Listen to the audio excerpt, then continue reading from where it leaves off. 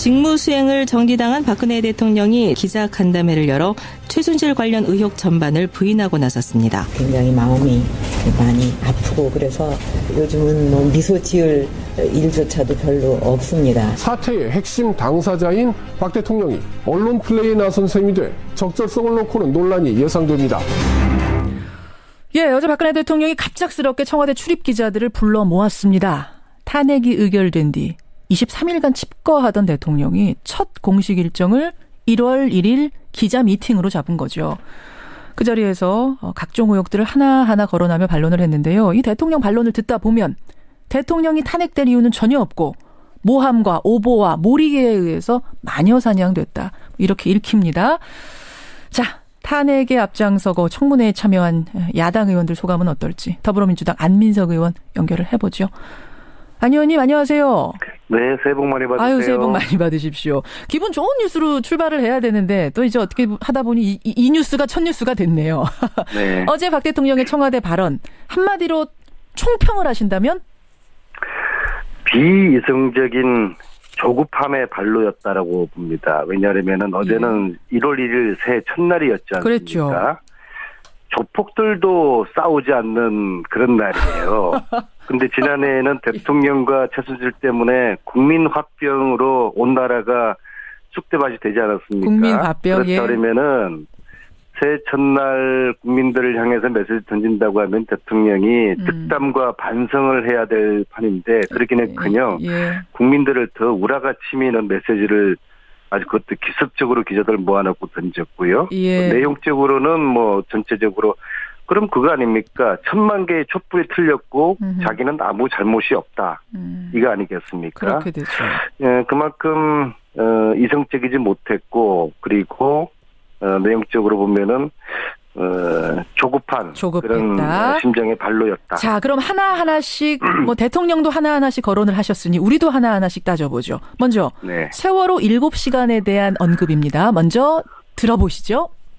세월호 참사가 벌어졌는데 대통령이 그 미래를 했다. 그건 있을 수 없는 일이거든요. 그 다음에는 이제 그 시간 동안 또 구술을 했다고 또 한참, 그 다음에는 이제 뭐 또 무슨 수술을 했다고 또 그래갖고 한참 또 이렇게 지금 제가 정확하게 말씀드릴 수 있는 것은 그날 저는 정상적으로 체크를 하고 있었어요. 보고를 받아가면서.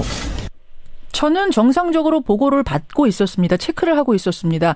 굿판, 성형시술, 밀회 다 이거 말도 안 되는 얘기다. 이런 거거든요. 저게 이제 바로 대통령께서 4월 16일 날 셀프 평가를 하셔서 스스로가 우등상 받겠다고 하는 거거든요. 자, 전쟁이 났어요. 예? 만약에. 예? 대통령이 관저에서 보고 다 받고 관저에서 지시 내렸다고 이야기하면서 나는 할 일을 다 했다. 그런데 나중에 이제 수많은 인명피해가 났어요. 그래도 자기는 대통령으로서 할 일을 다 했다. 이것은 국민과 역사가 이제 평가를 하는 것이죠. 그런데 4월 16일 날 그날 국민들이 어느 누구도 대통령이 제대로 일을 하지 않았다고 하는 거 아니겠습니까?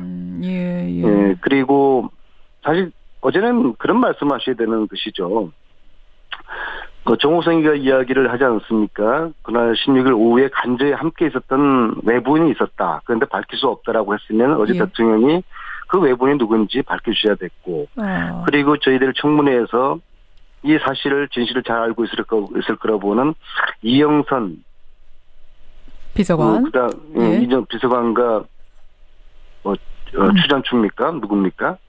윤전추, 윤전추, 정인 거부하지 않았습니까? 그럼 대통령이 나가지 말라고 한 것이죠. 이거 왜 정인 거부했는지 그리고 저희들 국정조사위원들 청와대 현장조사 왜 거부하셨는지 그런 설명을 해주셔야 되는 것이죠. 숨기는 자가 범인이거든요. 왜 이렇게 핵심 정인들과 청와대 현장조사를 거부하고 숨겼는지 여기에 대한 해명을 어제 해주셨어야 되고요. 알겠습니다. 전반적으로 이제 국민들이 듣고 싶은 말 한마디도 안 해주시고 대통령 자신이 하고 싶은 이야기만 그냥 줄줄이 그냥 늘어놓은 그런 내용이었습니다. 두 번째는 의료행위에 대한 부분 해명인데요. 이 부분도 잠깐 듣고 가죠.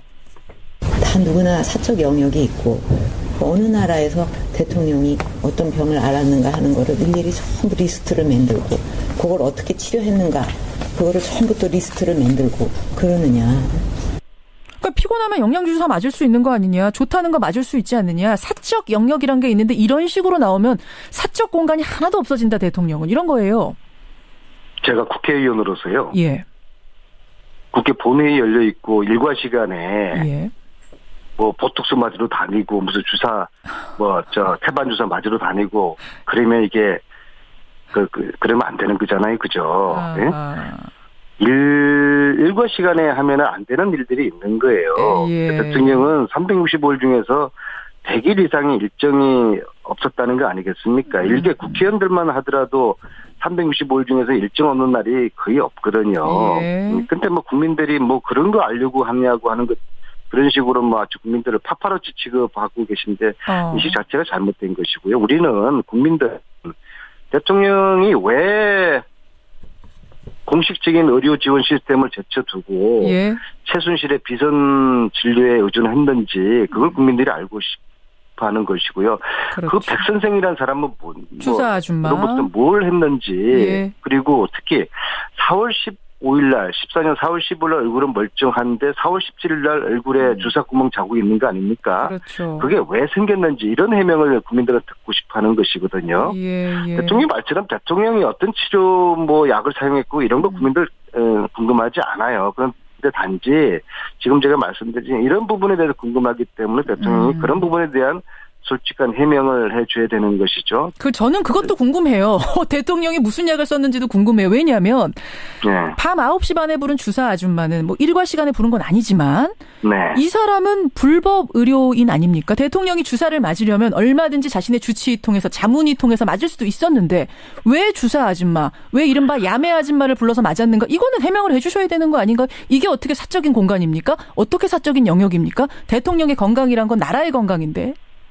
제가 하고 싶은 이야기를 다 하시면은 저는 무슨 얘기예요? 국민들하고 다 똑같은 거죠. 그렇죠. 국민들도 그런 내용을 알고 싶은 거죠. 예, 참 하여튼 이 비선 이렇게 의료에 대한 생뚱맞고 엉뚱한 말씀 하셔서 이게 국민들의 연초부터 더 국민 화병이 좀 도지게 생겼어요. 예. 여러 가지 의혹들에 대한 해명이 어제 나왔는데 한 가지만 더 짚죠. 하나는 뭐냐면 특검이 주목하고 있는 대통령의 핵심 혐의. 그러니까 삼성으로부터 뭔가 뇌물을 받고 삼성물산 합병에 찬성 압력 행사한 거 아니냐 이 부분인데요. 대통령은 여기에 대해서는 완전히 나를 엮은 거다. 완전히 나를 엮은 거다. 이렇게 말을 했습니다. 이건 어떻게 보세요? 엮는다. 그리고 어제 까발리다. 예. 이런 표현이 대통령 입에서 나오는 것은 정말 부끄럽고 국격의 문제죠. 물론 그만큼 대통령의 절박함의 그런 표출이었다고 보지만요. 예. 제가 재작년 15년 5월경 정도에 박원호라는 사람을 제가 만난 적이 있어요. 박원호? 최순실의 삼성과 최순실을 이어주는 승마인인데 맞아요. 예. 최순실의 승마 쪽에 아바타 박원호 씨거든요. 예. 이분이 자꾸 그런 이야기를 당시 하더라고요. 뭐라고요? 그러니까 그 당시 이제 유라에 대한 삼성의 지원이 이제 이루어지기 직전인데 예. 삼성이 아주 잘 도와줄 거라고 그런 이야기를 자꾸 해서 나는 도대체 그 당시에 그분이 왜 그런 이야기를 하는지 의아했었는데 예. 이 일과 연결돼 보면 그 당시가 이제 삼성 합병이 진행되던 시절이었거든요. 시기였으니까. 예. 그런데 이 삼성이 정유라의 승마를 도와준 이유가 바로 합병에 대한 대가성으로 지금 밝혀지고 있지 않습니까? 그렇게 특검이 보고 있죠. 예, 이 둘 사이에는 이제 서로 대가성의 그런 관계가 있는 것이죠. 예, 알겠습니다. 예. 그리고 대통령께서는 어제 좀 공부가 덜 된 것 같아요. 무슨 말씀이세요? 엘리엇하고 삼성 합병하는 문제 이렇게 말씀하시는데 완전히 사실과 틀린 것이죠. 아하, 그렇죠. 엘리엇하고 합병하는 건 아니죠. 해서 엘리엇은 삼성 합병을 반대한 거 아닙니까? 예, 맞습니다. 반대했는데 예. 엘리엇이 반대하고 국민연금이 찬성해서 이게 제일모직과 삼성물산 합병이 성사된 것인데 공부를 덜 하셨어요. 엘리엇하고 삼성 합병하는 문제 이런 말씀하시면서 아주 엉뚱한 그런 발언을 하셔서 아직 공부가 좀 덜 된 것 같고요. 결국은 이것 때문에 대통령은 뇌물죄로 구속될 가능성이 높으니까 아주 대통령께서는 최후의 어떤 저항을 하시는 것이죠. 피해자로서의 저항.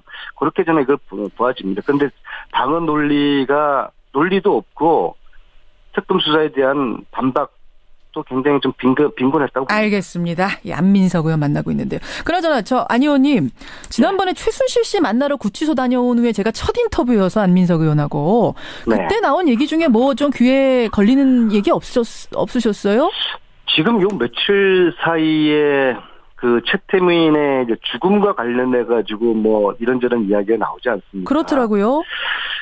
제가 이제 최순실 씨에게 이렇게 제가 물어요. 당신 부친 최태민 목사의 사망 원인이 뭐냐? 병으로 사망한 거냐, 사고로 사망한 거냐? 예. 저는 그게 궁금했거든요. 예. 나이 들어서 죽으면은 병으로 죽든지 사고로 죽든지 둘 중에 하나지 않습니까? 그렇죠. 근데 그 딸인 또 최태민의 여러 가지 정신적인 유산을 승계했다고 이끌어지는 딸 최순실이 하는 말이 좀 이상했습니다. 뭐라고 했는데요? 말씀드릴 수가 없습니다. 말씀드릴 수가 없습니다라고 최순실이 답을 했어요? 네. 아니 아버지가 어떻게 돌아가셨습니까? 하면 지병입니다. 아니면 뭐 자연사입니다. 병사입니다. 얘기하면 되는 건데 말씀드릴 수 없습니다.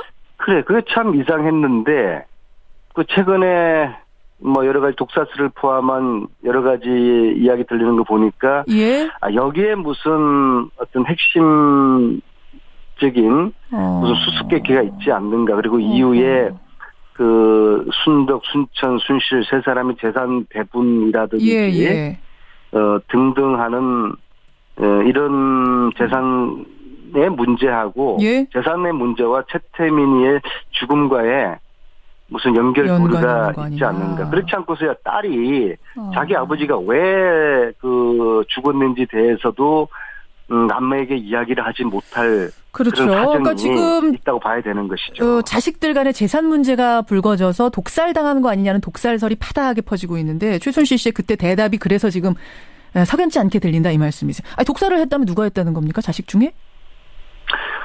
그거는 자기들이 알겠죠. 알겠습니다. 이 부분이 하나 지금 걸리신단 말씀이고 오늘 아침에요. 박심환 씨 수행비서가 의문사한 부분이 또 크게 화제가 되고 있는데 이거는 어떻게 보세요? 좀 죽은 자는 말이 없지만은 이상하게 그 동네 분들은 또 중요한 시기에 결정적인 시기에 그냥 자살들을 많이 해요.